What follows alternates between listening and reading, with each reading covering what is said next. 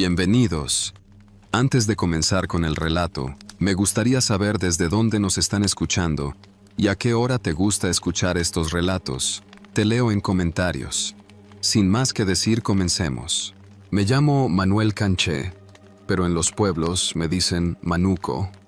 Tengo 38 años y trabajo como guía turístico desde hace 12.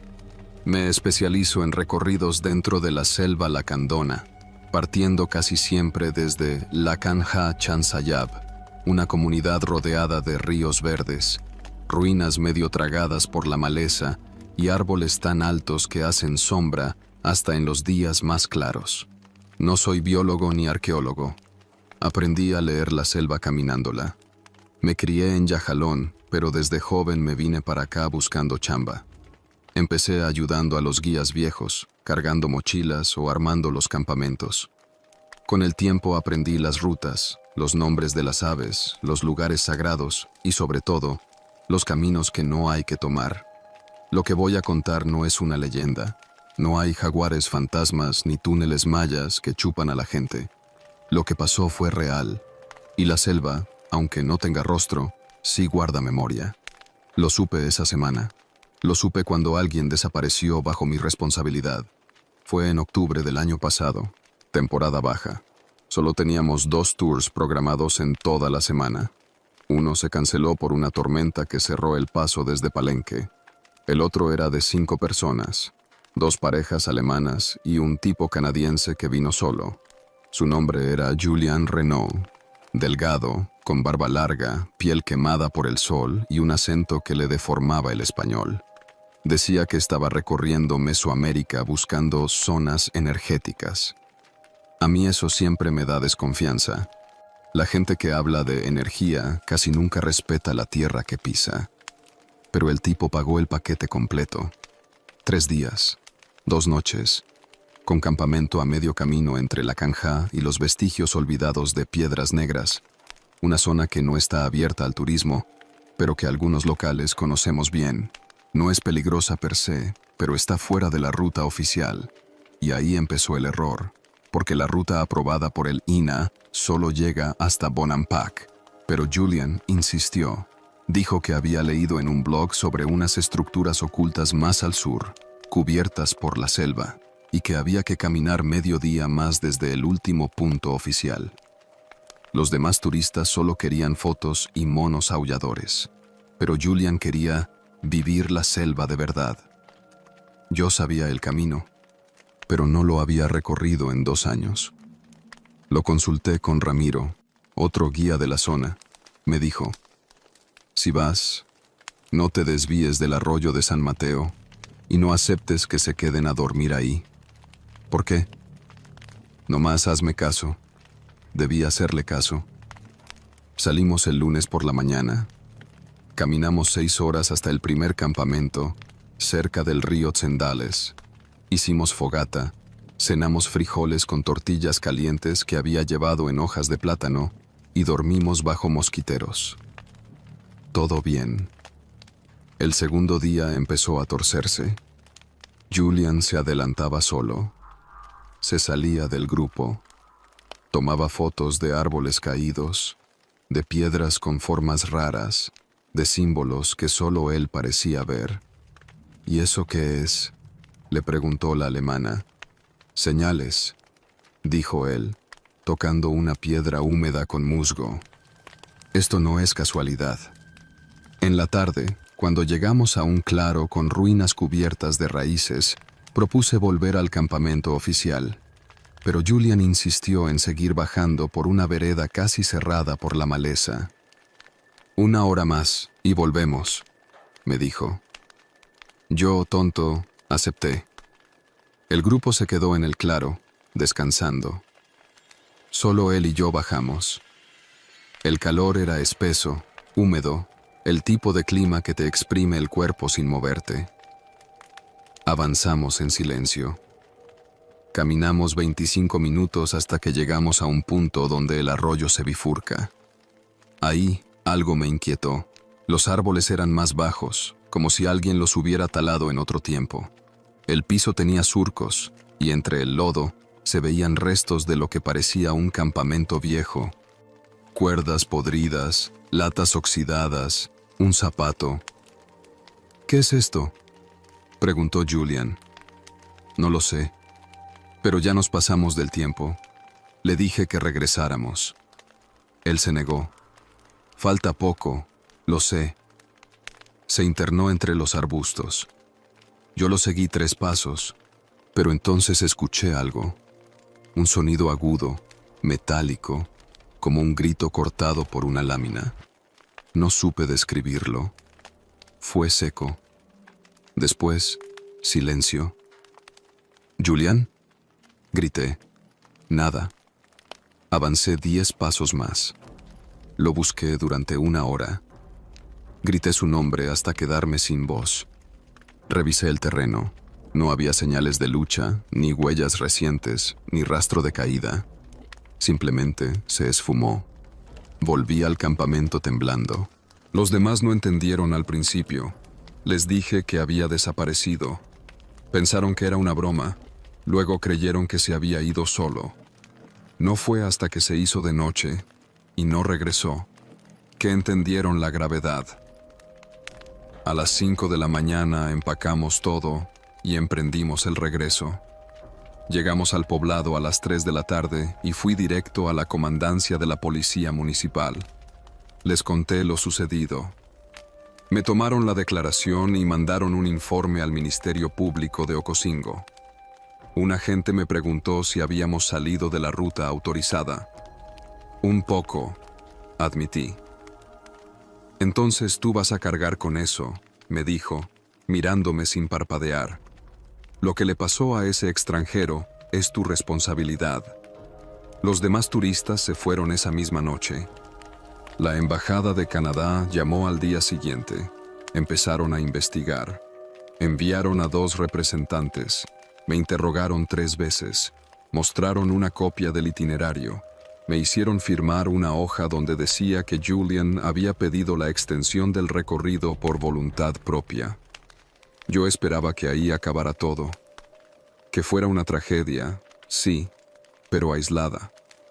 Hasta que hablé con doña Amalia. Ella es la curandera del pueblo.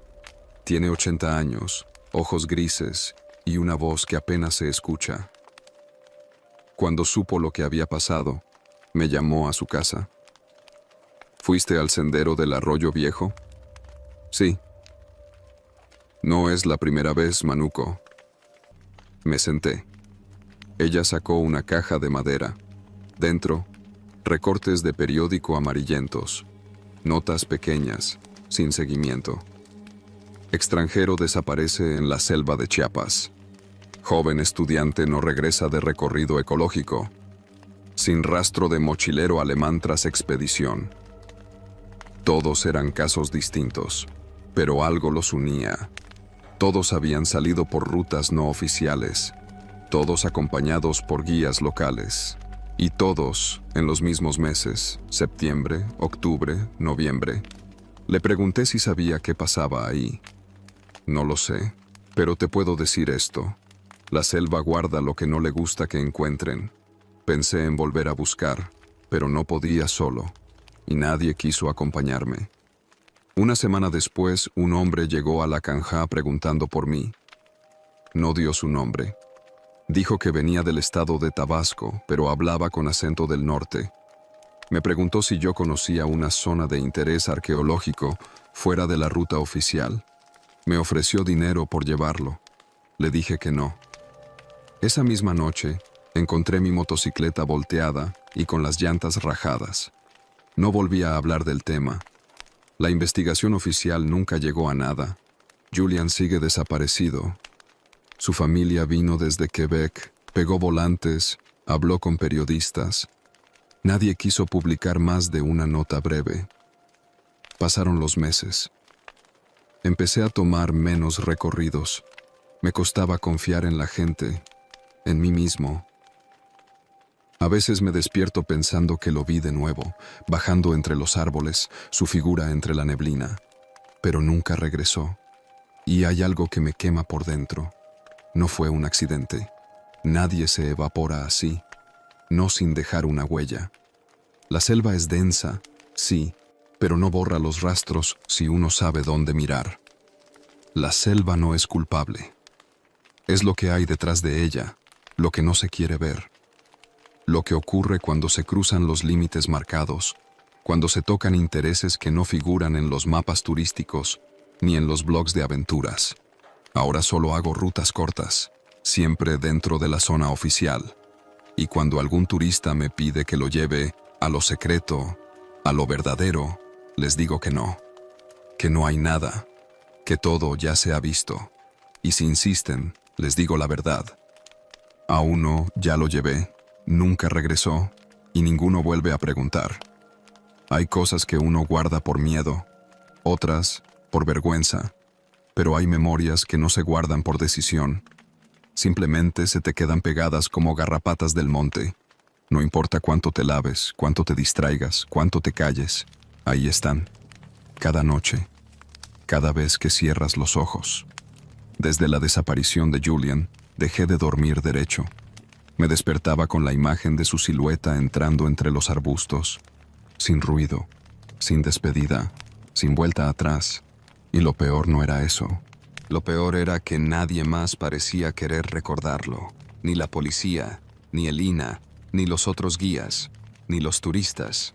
A todos les convenía hacer como que no pasó nada. La comunidad de La Canja vive del turismo. Así de simple. No hay agricultura fuerte, no hay empleo fuera de lo que traen los visitantes. Un caso como el de Julian espanta al turismo como fuego espanta al jaguar. Por eso, todos se callaron. Me convertí en el loquito del pueblo. El que se mete donde no debe. El que habla de un extranjero perdido como si fuera familiar. A los 3 meses, me dejaron de invitar a los recorridos comunitarios. Me sacaron del grupo de WhatsApp de guías. Decían que era por precaución. Yo sé que era para mantener la versión oficial. No pasó nada. Pero yo sabía que había pasado. Y no podía dejarlo así. Fue a finales de enero cuando decidí regresar a la zona. Solo. Sin turistas, sin permiso, sin mapas. Lo planeé en silencio. Esperé a que la lluvia amainara. Llevé lo básico: machete, cantimplora, linterna, 2 latas de sardinas, un puño de tortillas envueltas en hoja de almendro, una navaja pequeña y un radio viejo. También llevé algo que nunca había llevado: un celular nuevo con cámara buena, prestado por mi primo de Ocosingo. La idea no era encontrar a Julian, ya no me hacía ilusiones, sino registrar lo que había allá, mostrar que algo estaba ahí. Salí a las 5:30 de la mañana desde la vereda del río San Mateo, el mismo donde desapareció. A esa hora, la selva tiene una calma que no es paz. Es un silencio tenso, como cuando los perros dejan de ladrar porque sienten que algo se acerca. Avancé sin problemas las primeras 3 horas. Recordé cada piedra, cada recodo del arroyo, cada raíz retorcida que sirve como peldaño natural. Llegué al punto donde vi por última vez a Julian. Me detuve. Todo estaba igual, pero diferente. Como si el lugar hubiera sido barrido, limpio a propósito. El claro estaba despejado, sin ramas, sin maleza, como si alguien lo cuidara. Me agaché. Toqué la tierra. No estaba dura, estaba removida. Alguien había cavado ahí. No hace mucho. Saqué el celular y tomé fotos. Luego avancé, cruzando el cauce hacia donde Julian se había metido. 40 metros más adelante, encontré un campamento. Pero no era de turistas, era otro tipo de campamento, sin carpas. Solo estructuras de lona negra clavadas entre árboles, como toldos improvisados. Plásticos amarrados con mecates, bidones de agua vacíos, bolsas rotas, cajas de cartón con restos de medicina, Ibuprofeno, naproxeno, amoxicilina, todas sin receta. Y en una caja de plástico, ropa. Ropa de hombre, ropa de mujer, ropa de niño. Tomé más fotos. El corazón me latía como tambo. Había huellas recientes, marcas de botas. Y lo que más me estremeció, una credencial escolar rota, con la foto de una niña de unos 12 años. Nombre ilegible. Fecha de emisión, 2021. No había señal en el celular. No podía llamar. Pero grabé video. Documenté todo. Quería dejar constancia. Entonces lo escuché. Un sonido seco, como una rama quebrada. Me tiré al piso, entre los helechos. 2 hombres salieron de entre los árboles. Ropa camuflada, botas, uno con una escopeta. El otro cargaba un machete más largo que el mío. No hablaban, solo miraban. Uno señaló algo en el suelo. Después, los vi mirar hacia donde yo estaba. Me paralicé. No sé cómo no me vieron. Pasaron a escasos metros. Se perdieron en la selva. Esperé 20 minutos antes de moverme. No regresé por el mismo camino. Me desvié cuesta arriba, bordeando por la vereda del Hawái viejo. Llegué a la canja al atardecer, sudando, sucio, con los ojos rojos. Fui directo con don Ramiro, el guía mayor, el único que me hablaba aún. Los vi, Ramiro. Están ahí. Me miró como si ya supiera. Tú mismo dijiste que sabías lo que había. ¿Por qué nadie dice nada? Ramiro bajó la mirada. Porque no son de aquí, son de fuera. Pagan a la gente. A algunos los amenazan, a otros los callan con pesos. Lo que viste no es nuevo. Me mostró un recorte de 2016, otro desaparecido, otro canadiense, misma zona. ¿Por qué nadie hace nada? Porque no conviene, porque estamos solos. Porque si hablas, un día no regresas, como ese Julian tuyo. Me fui con rabia, pero no con miedo. Esa noche me conecté desde la casa de mi primo a una red buena y subí parte de los videos a un drive cifrado. Se los mandé a una periodista de Animal Político que conocía a Rubí, una amiga mía de la universidad que trabajó en el caso de la pizzería falsa. Esa historia también fue real. Le dije, esto no es mito, es real. Yo estuve ahí. Tengo pruebas. Me respondió al día siguiente. Le interesó. Quiso hablar. Le conté todo. Dijo que necesitaba más. Testimonios, documentos, GPS, algo que pudiera verificarse. Le mandé la ubicación, los videos, las fotos. Me pidió tiempo. Le dije que no lo había. Una semana después, me avisó que su correo fue bloqueado. Su cuenta de trabajo, suspendida temporalmente. No tenía explicación. Al día siguiente, mi primo recibió una visita. 2 hombres en moto. Preguntaron por mí. No se identificaron. Solo dijeron, avísale que no se meta donde no lo llaman. Tuve que irme. Ahora estoy en San Cristóbal de las Casas. Me muevo entre casas de conocidos. Sigo trabajando como guía, pero solo para senderos urbanos. Cuando alguien me pregunta por la selva, por la Canja, por Bonampak, les digo que ya no voy para allá, pero no me rendí. La periodista me mandó otro mensaje semanas después. Están armando algo, un especial, no solo sobre Julian, sobre toda la red, sobre las rutas no oficiales que cruzan la selva y que, detrás del turismo ecológico, esconden cosas que nadie quiere ver. No sé si me van a callar, no sé si la nota saldrá, pero si estás leyendo esto, y si un día visitas Chiapas y alguien te ofrece una ruta más auténtica, fuera del camino, no oficial, no aceptes, porque hay caminos en la selva que no están marcados porque no deben pisarse, y a veces, quien los pisa no regresa.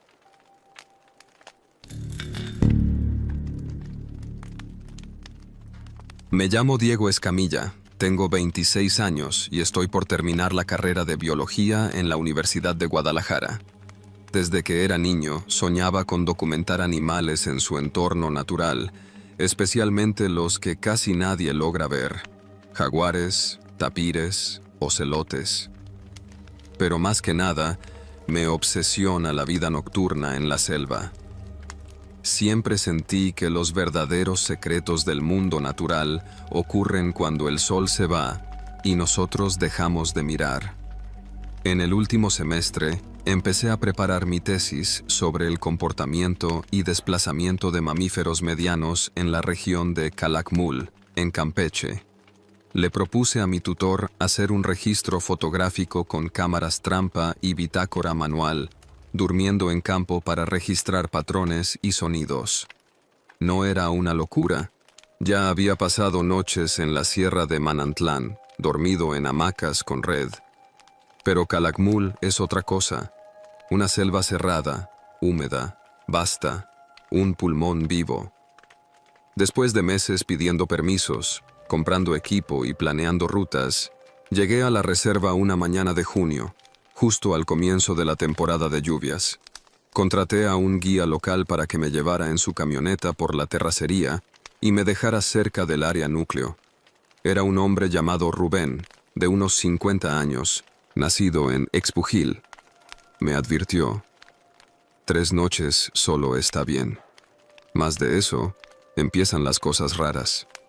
¿Qué tipo de cosas?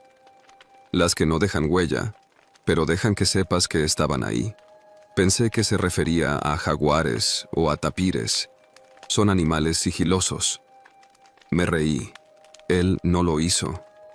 Monté mi campamento a 1 kilómetro del sendero oficial, entre ceibas y zapotes gigantescos. Coloqué 3 cámaras trampa con sensor de movimiento en distintos puntos. Una en la vereda, otra cerca de un arroyo seco, y una más a 15 metros de mi tienda. El suelo era tan húmedo que casi todo dejaba marca. Huellas, ramas rotas, hasta los insectos marcaban surcos. Llevaba mi cuaderno de campo, grabadora de audio y una linterna de cabeza. Nada de armas, solo mi machete por si necesitaba abrir camino. La primera noche fue tranquila. La humedad era brutal, como si la selva respirara encima de mí. A eso de las 2 de la mañana, oí ruidos fuera de la tienda. Pasos lentos, calculados. Pero no los típicos de un animal de 4 patas. Eran más espaciados, más humanos. Me quedé en silencio, sin encender la luz, escuchando. Algo se detuvo justo al lado de mi tienda. Podía oír su respiración. No era agitada ni violenta, era rítmica, constante, y luego se fue. Al salir por la mañana, revisé el suelo. Había barro blando, perfecto para marcar huellas, pero no había nada, ni una sola marca, como si lo que se acercó flotara. Revisé las cámaras. 2 no captaron nada. Una se había apagado sola, la del arroyo. Pensé que era un fallo técnico. A veces pasa. Las pilas se humedecen o el sensor se bloquea. La segunda noche decidí no dormir. Me quedé en la hamaca, con la linterna apagada, grabadora encendida y los ojos bien abiertos. La selva nunca se calla. Grillos, ranas, el crujir lejano de ramas, como huesos que se parten con suavidad. A eso de la 1 de la mañana, el ambiente cambió.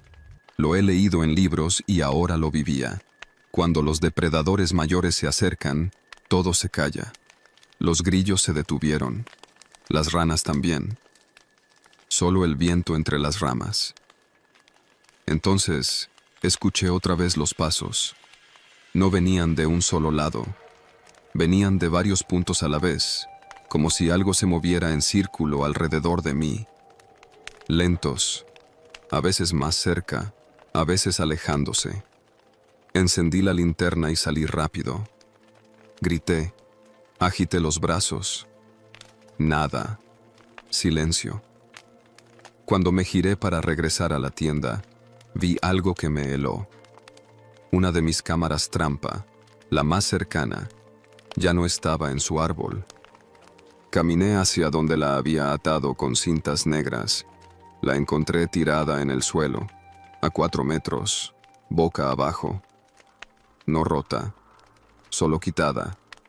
La memoria seguía adentro. Revisé las fotos en el momento con mi portátil. Lo último que captó fue una imagen oscura, borrosa, pero no vacía.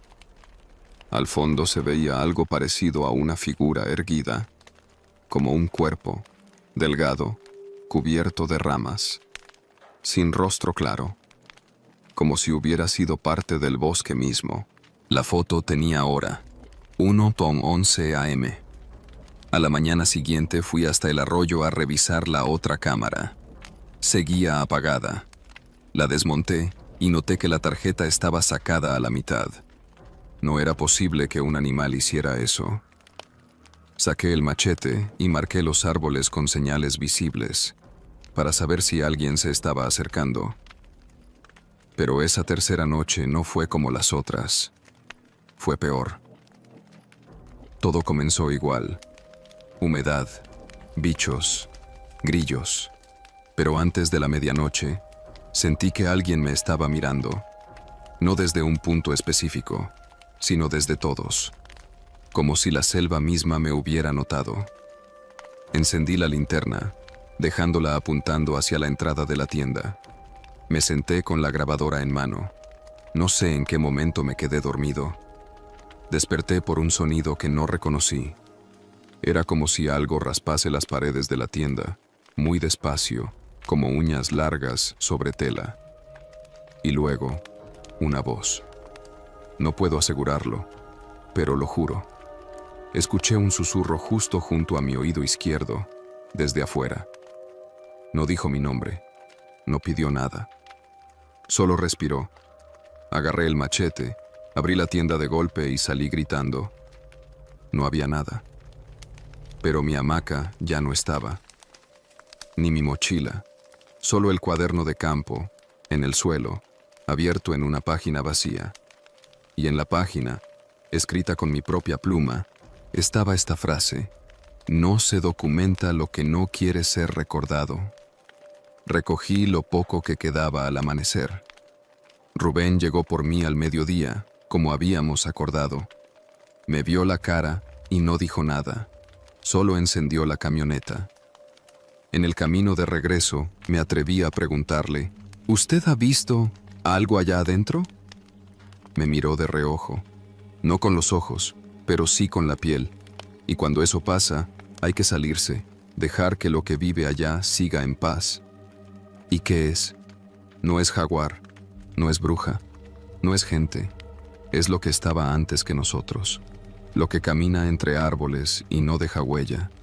Lo que se lleva las cosas sin romper nada. Regresé a Guadalajara con fiebre. Estuve enfermo una semana. Mis grabaciones estaban vacías. Las memorias de las cámaras, formateadas. Solo quedó esa imagen borrosa de la figura entre ramas y la página del cuaderno con la advertencia. Mi tutor me dijo que podía inventar el resto de la tesis. Que total, nadie iba a ir allá a verificar. Pero no pude. Escribí un informe básico, sin fotos. Reprobé el proyecto. No me importa. Lo que vi, o sentí, o escuché, no era un animal, no era humano. Y aunque me duela admitirlo, hay cosas en la selva que prefieren el olvido. Ahora cada vez que entro al bosque, lo hago de día y por caminos marcados. Ya no duermo afuera, no por miedo a las serpientes o a los jaguares, sino a lo que no deja rastro, a lo que camina en círculo, escuchando tu respiración desde el otro lado de la tela.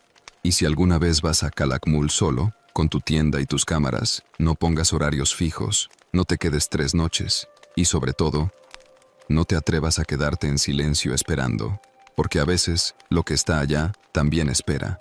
Y cuando se da cuenta de que lo estás buscando, ya no te deja irte con las manos vacías.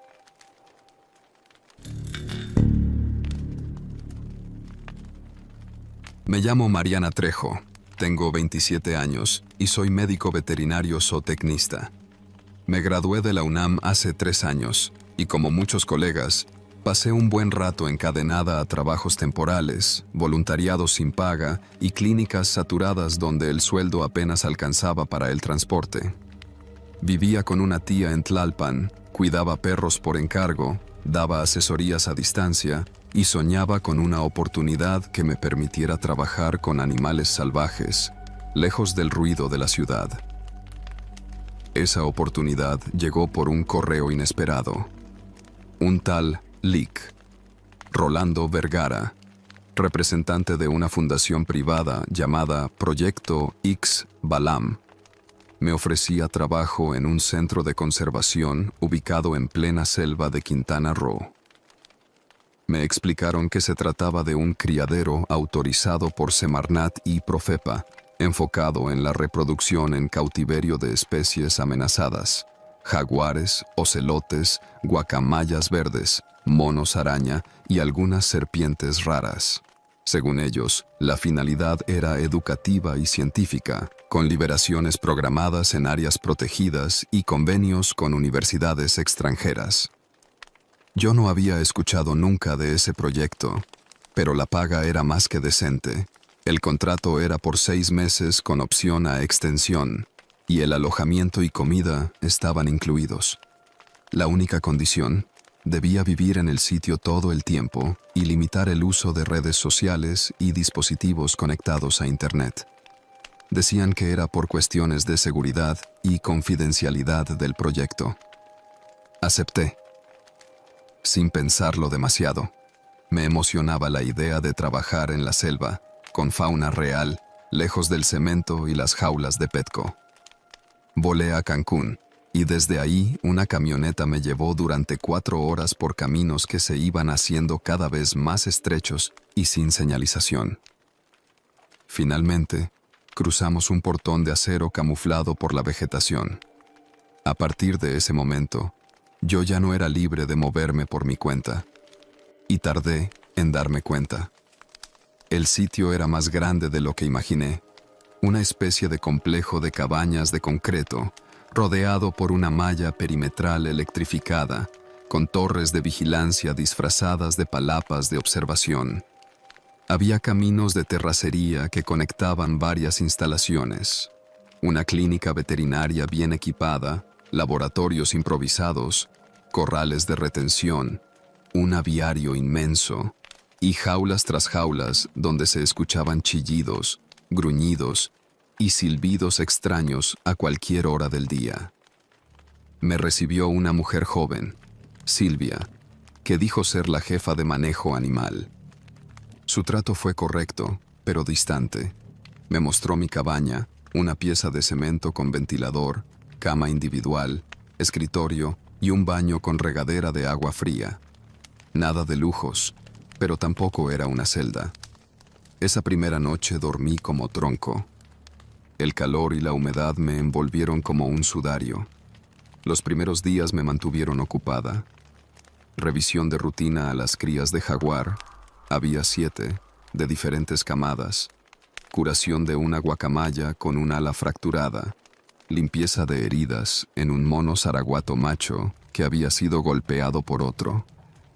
El trabajo era demandante, pero fascinante. Estaba en mi elemento. Pero pronto empecé a notar cosas raras. No teníamos acceso a Internet. Decían que los generadores no podían soportar el consumo de energía, pero eso era mentira. Había cámaras por todo el complejo y el sistema de monitoreo funcionaba perfecto. Nadie hablaba de sus antecedentes. Ni Silvia, ni los otros 3 veterinarios, ni los cuidadores. Cada quien tenía su cabaña, su rutina, sus silencios. No se hablaba del exterior. No se mencionaban fechas.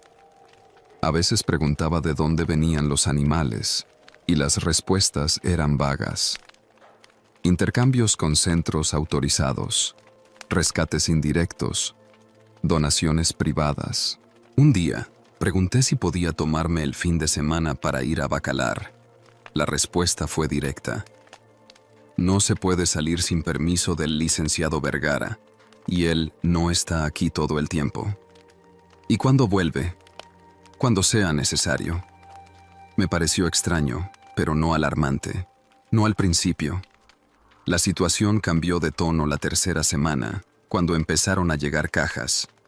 Contenedores grandes, de madera, sin marcas, descargados en la madrugada por hombres armados que nunca decían una palabra. Los animales que salían de esas cajas llegaban en condiciones deplorables. Monos con ojos vendados, aves sin plumas, cachorros de felino con las patas fracturadas. Pero todos eran especies que, en teoría, no deberían estar ahí. Recuerdo que una noche vi una cría de margay, tigrillo, tan pequeña que no podía ni levantar la cabeza. La metieron en una incubadora improvisada. Murió a las pocas horas. El encargado simplemente anotó algo en una hoja y la metió en una carpeta. Luego, la tiró al horno de cremación. Pregunté por la documentación de ingreso, los permisos, los registros. Silvia me dijo, sin levantar la voz: «Tú no estás aquí para eso, solo haz tu trabajo». Entonces empecé a escribir un diario, a mano, detallando cada irregularidad. Lo escondía dentro de una caja de guantes quirúrgicos en la clínica. Fue mi error más grande. Una mañana, al llegar a la clínica, encontré mi caja sobre la mesa, vacía, y una nota: «Las personas que preguntan demasiado no duran. Esta es tu única advertencia». Quise irme. Empaqué mis cosas y fui directo a la caseta de entrada. Estaba cerrada. Un guardia me bloqueó el paso. Pedí hablar con Vergara.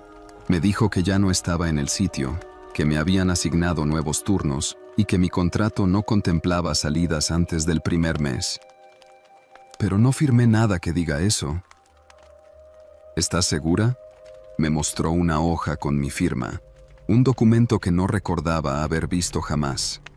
Decía que aceptaba condiciones de confinamiento voluntario por razones de seguridad biológica. Falsa, totalmente fabricada, pero mi firma estaba ahí.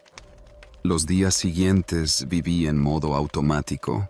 Trabajaba, dormía, evitaba hacer preguntas, pero observaba. Había zonas del criadero a las que no teníamos acceso, en especial un galpón grande, con clima artificial y puertas dobles. Decían que era un área de cuarentena.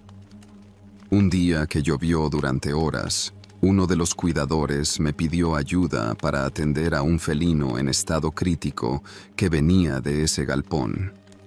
Lo vi solo un momento antes de que se lo llevaran. No era un jaguar, ni un ocelote, ni un puma. Era un híbrido, una cruza. Tenía las proporciones de un puma joven, pero con el patrón de pelaje de un jaguar y una malformación en la mandíbula.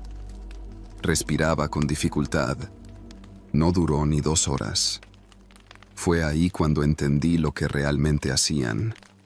No era conservación, era cría selectiva, hibridación, cruzas ilegales, animales modificados para ser vendidos como mascotas de lujo. Un mercado que existe, aunque nadie hable de él. Una red subterránea que ofrece felinos únicos, aves imposibles, serpientes fluorescentes. Y yo era parte de eso. Intenté contactar a alguien fuera, pero no había señal. Mis llamadas eran bloqueadas. Mis mensajes no salían. Una noche, encontré uno de mis cuadernos abiertos en mi cama. Había una página marcada con una línea roja. Este lugar es tu jaula, y tú también eres una especie cautiva. Decidí escapar. Esperé a una noche sin luna. Usé una botella de suero como cantimplora. Me deslicé por la parte trasera del aviario, donde había una brecha en la malla que usaban los cuidadores para sacar escombro. Corrí, sin linterna, solo con el zumbido de la selva guiándome. Duré 2 días perdida. Comí raíces, me cubrí con hojas y tomé agua de lluvia. hasta que un grupo de militares me encontró cerca de una zona arqueológica abandonada. Dije que me había perdido haciendo investigación de campo. Me creyeron. Nunca volví. Nunca presenté denuncia. Nunca encontré rastros del Proyecto X Balam. El número de Vergara desapareció. Las coordenadas del sitio no aparecen en Google Maps. Cuando quise contar mi historia a una periodista, me dijo: ese lugar no existe, hay rumores, pero nadie sobrevive lo suficiente como para contarlos con pruebas. Hoy trabajo en una clínica modesta en Campeche, vivo sola. Nunca me conecto a redes. No acepto trabajos que impliquen campo. Y nunca duermo del todo tranquila. A veces, muy de madrugada, sueño que estoy de nuevo ahí, caminando entre jaulas, escuchando los ojos del jaguar, porque no rugía, no se movía, solo me miraba. Y yo entendí. Ahí, la libertad es una ilusión, y los que entran ya no salen.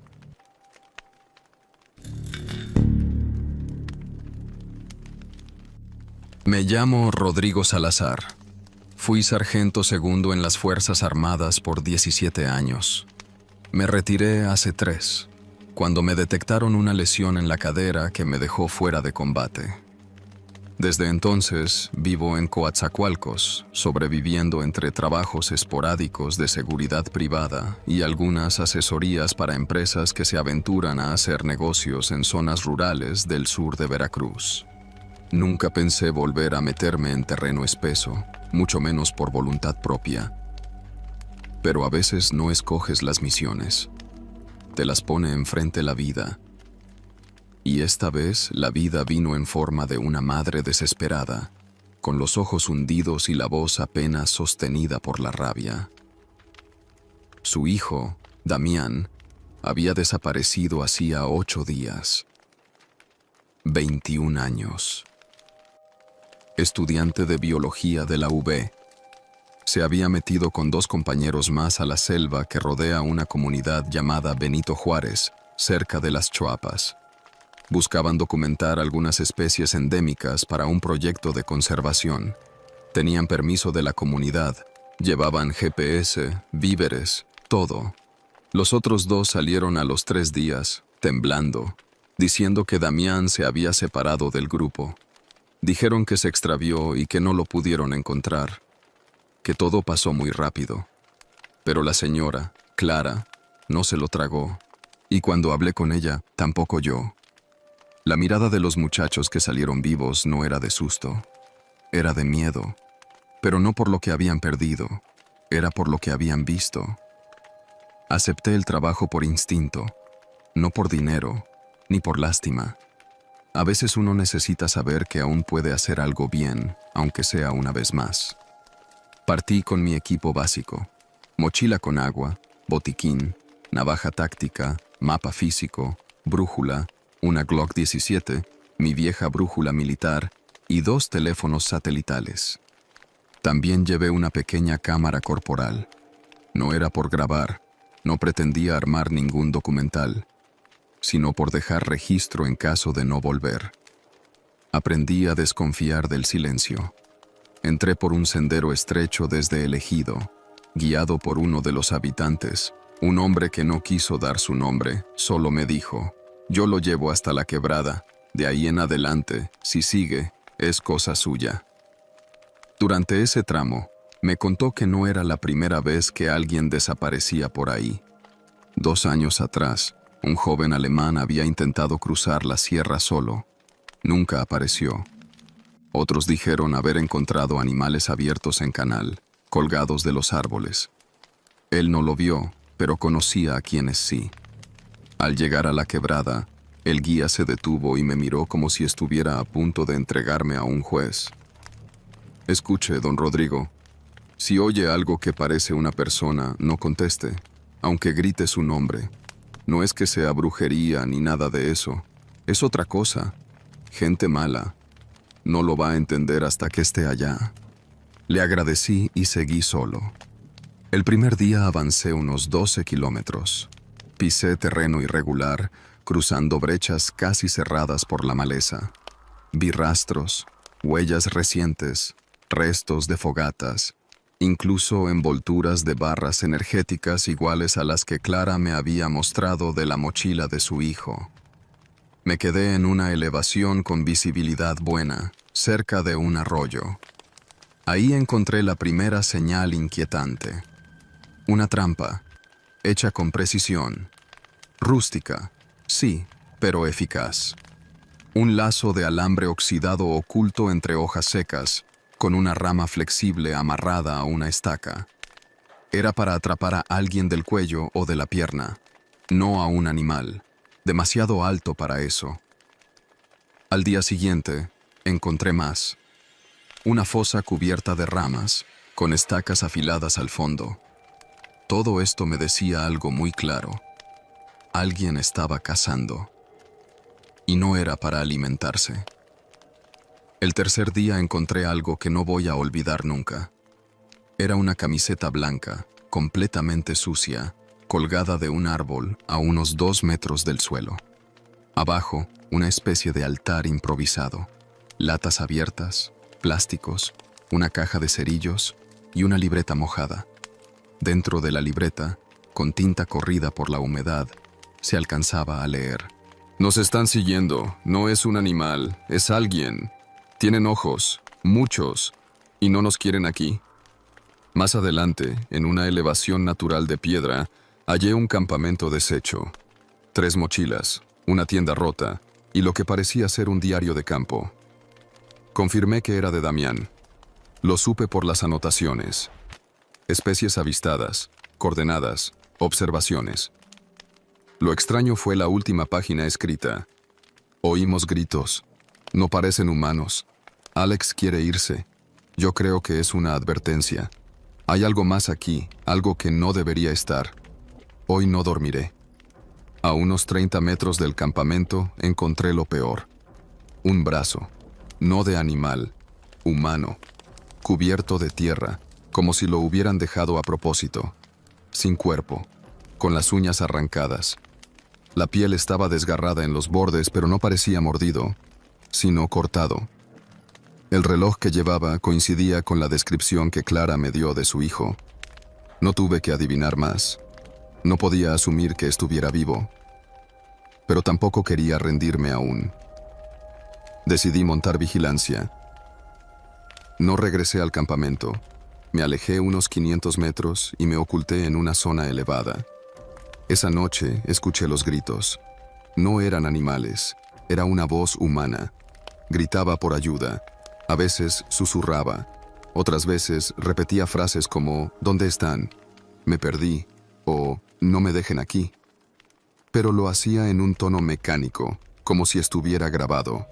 Como si supiera qué palabras usar para que alguien como yo saliera a buscar. No lo hice. Grabé el audio. Al día siguiente encontré otra trampa. Esta vez era diferente. Una cámara artesanal colgada de un árbol, apuntando hacia un claro. Alguien la había puesto ahí. Grababa. Vigilaba. Recogí la memoria. No la revisé hasta volver a casa, pero lo que contenía me marcó. Gente arrastrada, semidesnuda, encapuchada, corriendo por la selva como si fueran parte de un juego macabro. Desde una distancia se oía a alguien riendo. Gente armada, como si los estuvieran usando de presas. Y al fondo, en una toma breve, se veía a Damián, mirando a la cámara, consciente, como si supiera que nadie iba a rescatarlo. Volví a la comunidad. No hablé con nadie más que con Clara. Le dije la verdad. Le mostré la grabación. Ella no lloró. Solo respiró hondo y me dijo: «Gracias. Al menos ahora sé que no se fue solo». Luego fui a la fiscalía con la evidencia. No les interesó. Me dijeron que sin cuerpo no había delito, que seguramente los jóvenes se metieron a terreno de narcotraficantes y que eso era territorio prohibido. Me recomendaron no moverme más en esa zona. Me advirtieron con palabras amables que me cuidara. Desde entonces, no he vuelto a poner un pie en esa selva, ni me han vuelto a llamar para un encargo parecido. Pero a veces, al dormir, escucho la voz de ese audio. No era un fantasma, era alguien que había perdido toda esperanza. Y alguien más, al otro lado del lente, que disfrutaba ver hasta dónde aguantaba una presa humana. Eso es lo que encontré en la selva del sur de Veracruz. Eso es lo que sigue ahí, esperando otra caminata de universitarios, otra búsqueda, otro cuerpo. Y nadie va a hacer nada, porque no hay monstruos, solo hombres. Y los hombres pueden ser peores.